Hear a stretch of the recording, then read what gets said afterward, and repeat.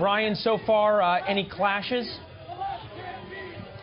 Hi, Leland. Yeah, there have been some clashes. Police around the country have fear that there would be because of the dueling protest action that's happening in 28 cities in 19 states. On one side, you have the anti-Sharia law people. These are people that believe that Sharia law and Islamic law is a threat to the Constitution. On the other side, you have those who believe that this movement is anti-Muslim. They are anti-Trump, anti-fascist, and they believe that this is all a racist thing. So you have two different sides. The police did everything they could to split them up across the street.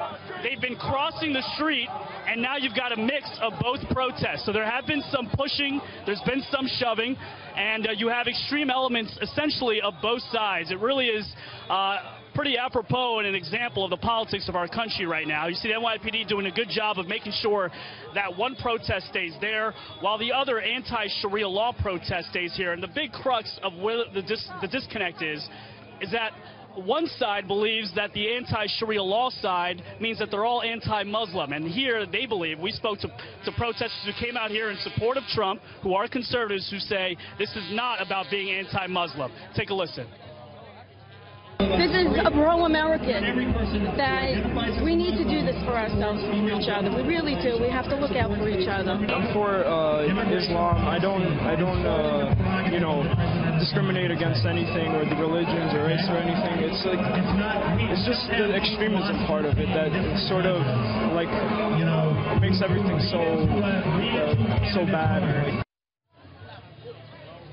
So these grassroots marches that are happening today, the marches against Sharia law, organized by Act for America. It's a large national security organization is how they characterize themselves. But the other side of this, the anti-fascists and those that are against this movement, say that the Act for America group is actually anti-Islamic, and they believe that it is a veil, essentially, for people to just be racist and against Muslims. Take a listen to one of the supporters of the other side that we spoke to today.